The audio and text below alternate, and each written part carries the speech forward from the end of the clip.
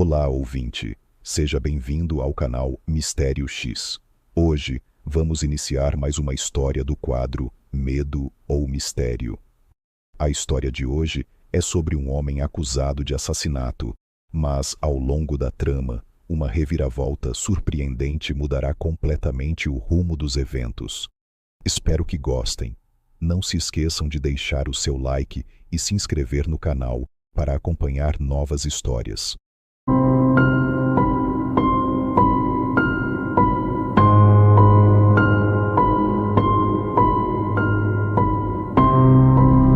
Marcos despertou em um quarto de hotel luxuoso.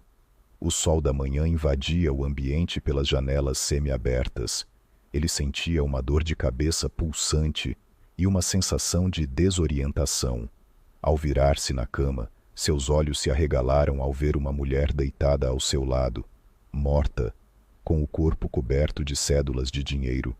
O choque e o terror tomaram conta de Marcos, enquanto ele tentava entender o que havia acontecido.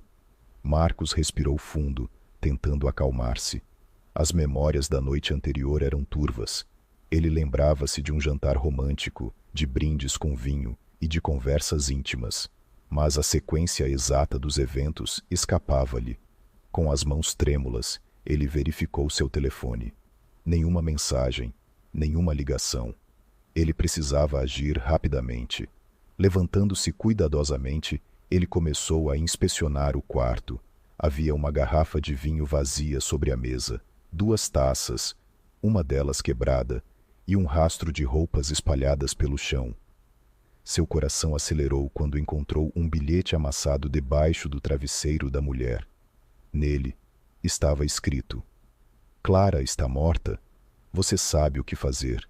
O dinheiro é seu."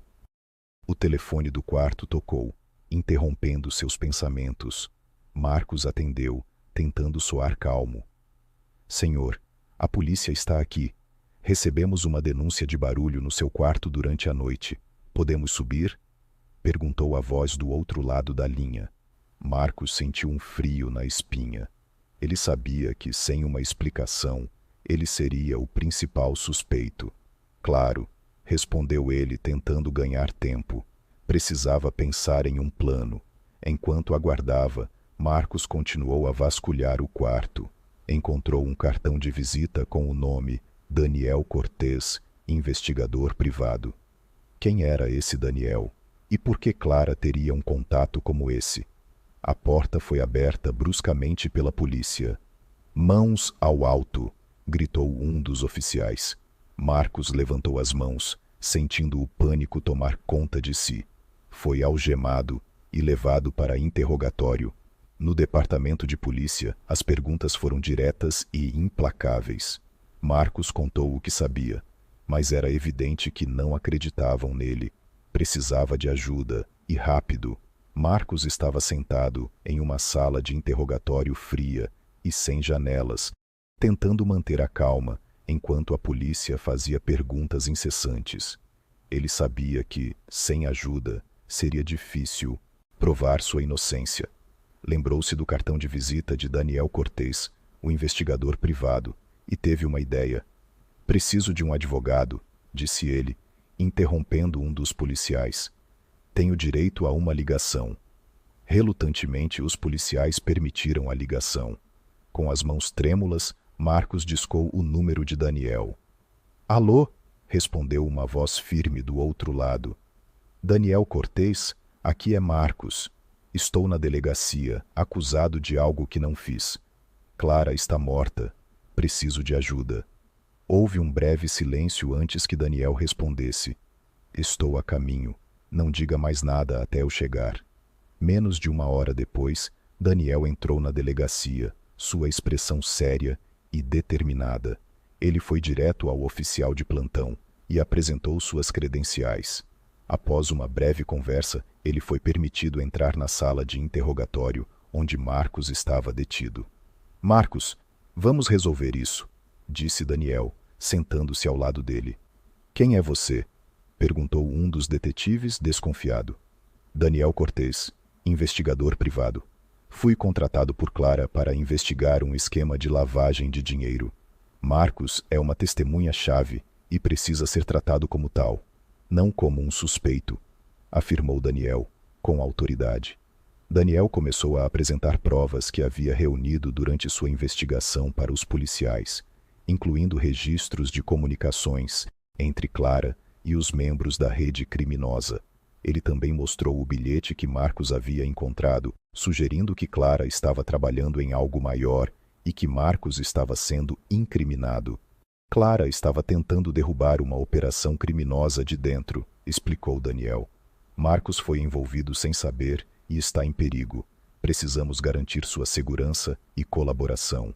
Os policiais, inicialmente céticos, começaram a reconsiderar após examinarem as provas apresentadas por Daniel. O chefe da investigação, um homem experiente com um olhar penetrante, avaliou a situação. Vamos conceder a libertação provisória, decidiu ele. Mas, Marcos, você deve ficar disponível para mais questionamentos e não pode deixar a cidade. Marcos sentiu um alívio imediato, embora soubesse que ainda havia um longo caminho pela frente. Ele foi liberado sob a condição de colaborar completamente com a investigação. Fora da delegacia, Daniel e Marcos discutiram a próxima etapa. Temos que agir rápido, disse Daniel. Aqueles que mataram Clara sabem que estamos no rastro deles. Precisamos encontrar mais provas e derrubar toda a operação, antes que tentem algo contra você novamente. Estou pronto, respondeu Marcos determinado. Vamos acabar com isso. Com a libertação provisória garantida, Marcos e Daniel se concentraram em seguir novas pistas que pudessem desmantelar a rede criminosa. Eles sabiam que cada passo poderia ser crucial e perigoso. Daniel revelou a Marcos que Clara tinha deixado algumas pistas escondidas em locais estratégicos. Eles começaram pelo primeiro local mencionado, um pequeno depósito alugado por Clara na periferia da cidade. Dentro do depósito, encontraram caixas com documentos comprometedores, registros bancários e nomes de cúmplices. Esses documentos são ouro, disse Daniel, folheando os papéis. Provas suficientes para iniciar uma operação policial.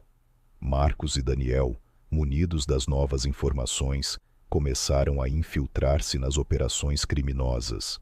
Daniel usou seus contatos para organizar encontros secretos com alguns dos cúmplices menores, tentando extrair mais informações sobre o esquema. Um desses encontros quase terminou em desastre. Durante uma reunião em um armazém abandonado, foram emboscados por capangas da organização. Um tiroteio intenso se seguiu, e Marcos e Daniel escaparam por pouco, mas não sem conseguir capturar um dos capangas, que acabou revelando informações cruciais. Marcos Vega, murmurou o capanga ferido. Ele está por trás de tudo. Clara estava chegando perto demais, então ele a mandou matar. Após o intenso tiroteio no armazém abandonado, Marcos e Daniel conseguiram capturar um dos capangas da organização. Levaram-no para um local seguro, onde, sob a pressão de interrogatório, o capanga começou a revelar informações cruciais. Por que Marcos Vega mandou matar Clara? Perguntou Daniel, enquanto Marcos observava atentamente. O capanga, visivelmente abalado, começou a falar.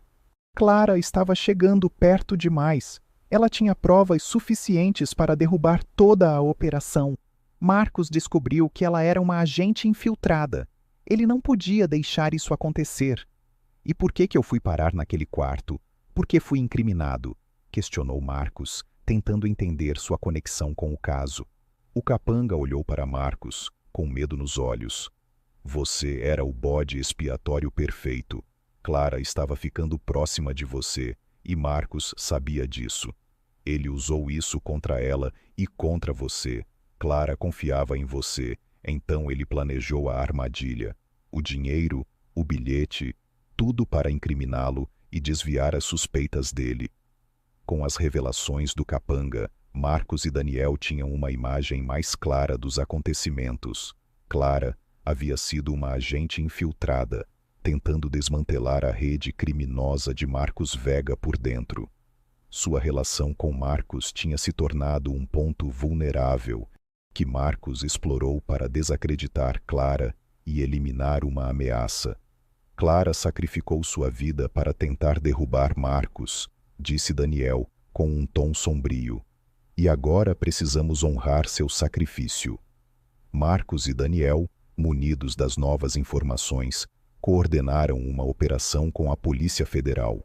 O objetivo era claro: capturar Marcos Vega e seus associados, usando as provas coletadas por Clara e as informações obtidas do Capanga.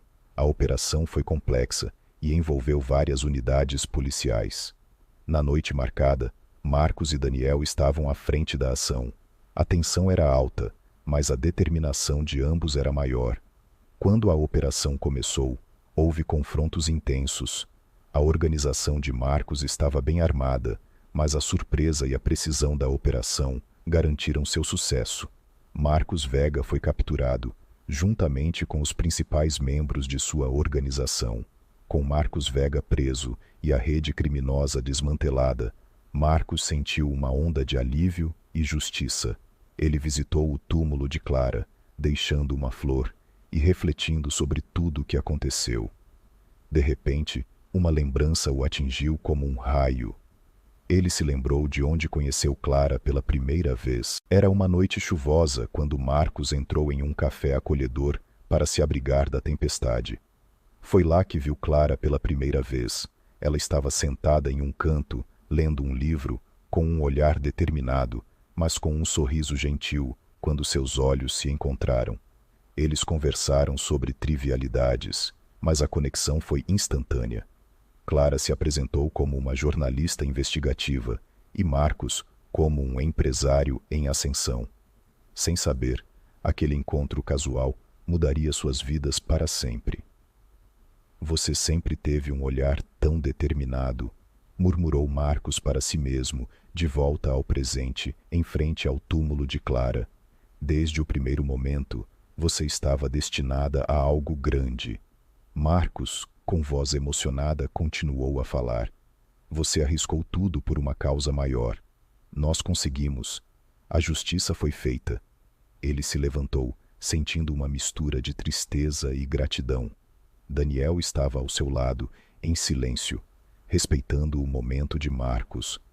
Juntos, eles saíram do cemitério, prontos para encarar o futuro.